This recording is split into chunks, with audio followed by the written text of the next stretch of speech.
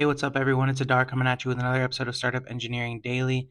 Today we have some Grok updates, some Apple Fortnite updates, and a quick update from DOGE and Llama as well. Let's hop right into it. First, if you were on X a couple days ago, you might have seen this thing where Grok was basically replying with every at Grok, is this true? Saying that the claims of white, talking about the claims of white genocide in South Africa. I don't know anything about the politics of this. All I know is that obviously Elon is South African, and also David Sachs, interestingly enough, is South African. It seems like there was some sort of prompt injection or something going wrong with the prompting where they wanted to maybe have some specific reply when talking about South Africa, and it just went completely rogue. Like you can see here, this is talking about like a baseball player, Max Scherzer, and he's like, claim of white genocide in South Africa is highly debated.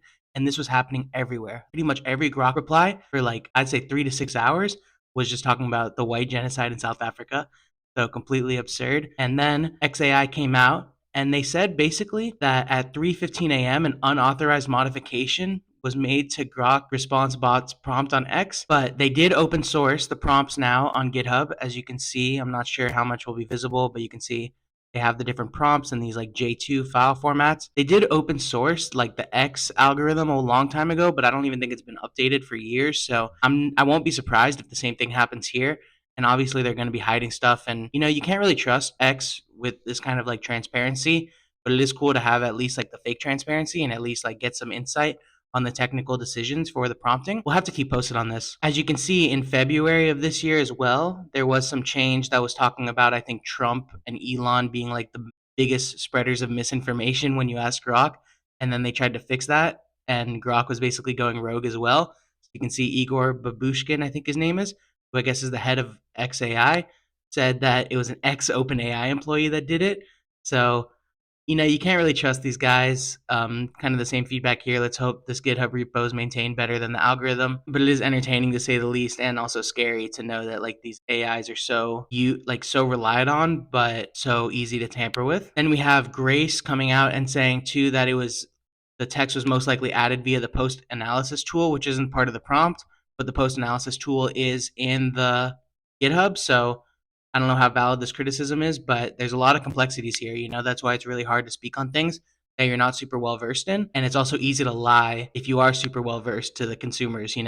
So it's a tough line to balance. We'll see how this gets updated. It's crazy drama. I guess if you're shipping bad stuff to production, you can at least feel good knowing that XAI is doing the same. So we'll just have to see how this stays updated. Next, we have Fortnite and Epic Games announcing that Apple has again blocked their submission, even though Apple 100% lost in court. Does need to allow Fortnite to be on the App Store with their own payment system. It seems that they submitted about 2 days ago on the 14th, and it's been, well over 24 hours. And I'm not sure if they got denied or if they just haven't been accepted yet. Apple is really playing hardball here, and it's kind of interesting to see. We'll see how it updates. Millions of dollars for sure are being lost by Epic. So maybe there'll even be another lawsuit for damages or something, but we'll see when Fortnite can get on the App Store. As you can see here from Gurgly, we have the same idea. Most apps submitted get rejected or approved in a day. Apple's been holding Epic's Fortnite submission for 6 days now. Wow, which is incredible. They have this new banner on the App Store as well when you're using web payments that try to make your app look less secure. So, like I kind of mentioned in the previous video, there might be some benefit to sticking with the 30%. And I think it's 15% for early customers. So that is better than 30, but it's still such a big fee compared to the 3% of Stripe that it might be worth to just eat it anyway and just really hope that people download your app despite the warning banner. Then we just have a quick update from this guy, Callow Mays. I don't know how much he's tapped in, but it's interesting that 80% of the Llama 4 team at Meta has resigned, apparently. He says here that this has been a long time coming. It's March. So that is interesting. Llama is really cool. We love the open source AI, and Meta is actually doing quite a great job there. Also, Zuckerberg was at Stripe Sessions, which was interesting. And, he was talking about a lot of the use cases for AI and Llama. So we'll see what happens here. It's kind of interesting. I haven't really been hearing from Yanli Kuhn on Twitter, but I don't follow him, so maybe he has been chatting, but this is something to keep an eye out on. And then lastly, we just have this update from Doge. I'm not too tapped into what's actually happening behind the scenes there, but it does seem like a lot of moving fast and breaking things for a government organization. You can see here, apparently they allege that 40% of calls into social security centers were fraud. They built a tool to track it, and it's actually 0.0018%. And now retirement claim processing is down 25%. So I don't know what to make of that.